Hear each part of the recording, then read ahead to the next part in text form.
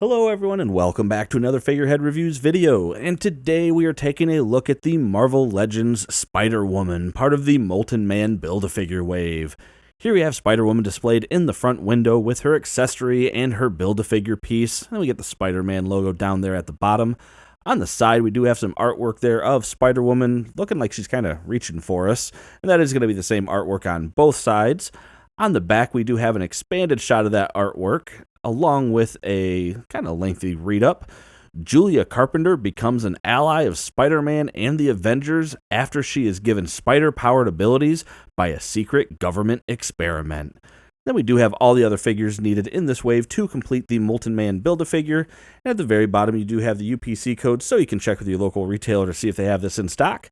But enough about that. Let's get this open and take a look at Spider-Woman.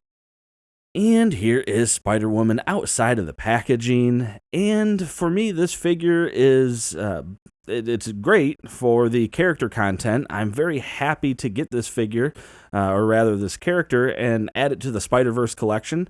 I think it's a very important character to have, especially in the female Spider-Verse collection. However, I'm a little bummed about the figure itself as I've been looking at it. While I'm posing her around, seeing just a lot of paint issues and things like that. And we'll go into that when we do our closer looks, but yeah, a little bit disappointed with how some of the paint comes out. Now, she does come with one accessory in the form of this spider throwing hand, or web throwing hand rather, and they've taken basically the same open gesture that she comes with and sculpted around it with this pearlescent kind of plastic, and made a spider web that is shooting out of her hands. And actually, I like it. It looks pretty good. It does not have a hinge on it, though, so it's only going to go straight out. That's probably one of the bigger issues with it. And then the paint on the hand is a little bit whiter than the paint on the rest of the figure, so it comes out looking a little too white. There's a bit of a jarring difference between her hand and her forearm, so that is a little bit of, kind of weird. Now, when standing straight up, Spider-Woman is coming in at 6 inches tall, which makes her about 15.2 centimeters, which is a fine average height for a female figure. Certainly no complaints there. But since she only comes with the Build-A-Figure piece and no other accessories, let's go ahead and just jump in here and get a better look at the paint and sculpt on Spider-Woman. And getting up close, we can see actually a pretty decent looking head sculpt. Little bit of paint issue there at the mask where it meets the flesh, but otherwise we get some pretty good looking paint for the most part. The lips look like they're straight, and good contrast in color there too, really brings them out. And then the hair sculpt looks pretty good. We get some of the shading there just to help bring out some of the just the individual strands and things like that. So the hair does look good and the face looks good. Now, what I started talking about, though, paint looking bad, so right there we get a splotch of white paint. You can see black specks throughout on the paint. And then as we look at like the arms, I got black coming through there. I think I had some, where was it? There was some more going, some other spots. Looks like a little, I don't know if that's a mold mark. On the hand, we had a bit of an issue there. This hand, I think, yeah, a little bit there as well. And then on the legs, we got a little bit coming through there where the paint is on the inside of the, or rather the paint didn't make it to the inside of some of the letters. Black specks there, and I feel like there was another spot. Maybe it was in the back. Yeah, but overall, I mean, they just kind of stick out a little bit, just those black specks, mostly the ones here and on that arm kind of stick out.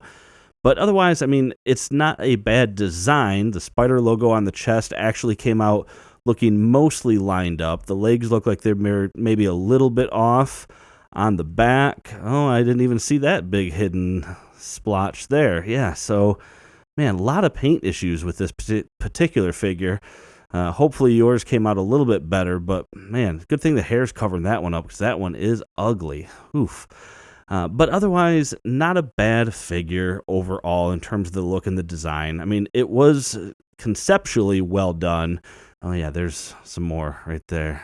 Yeah, see? I keep noticing more and more as I'm looking at it. So that's really my biggest gripe with this particular figure. Now looking at the articulation, so you got a head that can go side to side, but the hair, of course, is going to get in the way. She can look down very far, but that hair is going to look pretty odd. And because of that hair, she's not going to be able to look up very much at all. She does have arms that can come up, but I noticed you're going to want to push on them. Man, and am I seeing another spot there too? Yeah, there's another spot. Ugh. But the arms can come up at least 90 degrees. I think they can go a little bit more, but it feels like I'm kind of pushing on the plastic. You do have full rotation, but you are going to hit the hair on this side. You have rotation at the elbow and a single jointed hinge at the elbow. You do have rotation and a hinge on the hand, but remember, you don't have it on that accessory piece. You do have a diaphragm joint that doesn't quite go all the way around, at least not without feeling like you're cutting into it, so you might want to be careful.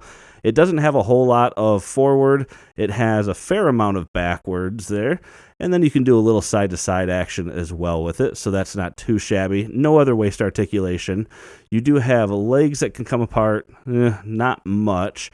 Can kick forwards about that far, backwards, not much at all. Upper thigh cut, double jointed knee, and then you do have a hinge and ankle pivot. And that is going to do it for this review, everyone. So overall, like I said, it's a good character, certainly one to have for the Spider-Verse. I'm ready to start seeing some updated female body molds just to give us a little bit more flexibility and posability with them than what we've been seeing for the last several years. So, but I still think it's worth picking up. Just make sure you check the box for some paint defects. If you're able to. I ordered mine online, so unfortunately I didn't have a selection. And in fact, I've actually never seen this out in the wild. So comment if you have. I'm curious. I haven't really seen much of the Molten Man wave. Obviously, I know it's kind of at the end of its cycle at this point, but still just kind of curious. But anyway, that is it for this review. If you like this review, make sure to hit that like button. Subscribe for more content just like this. And as always, thanks for watching my video, and have a great day.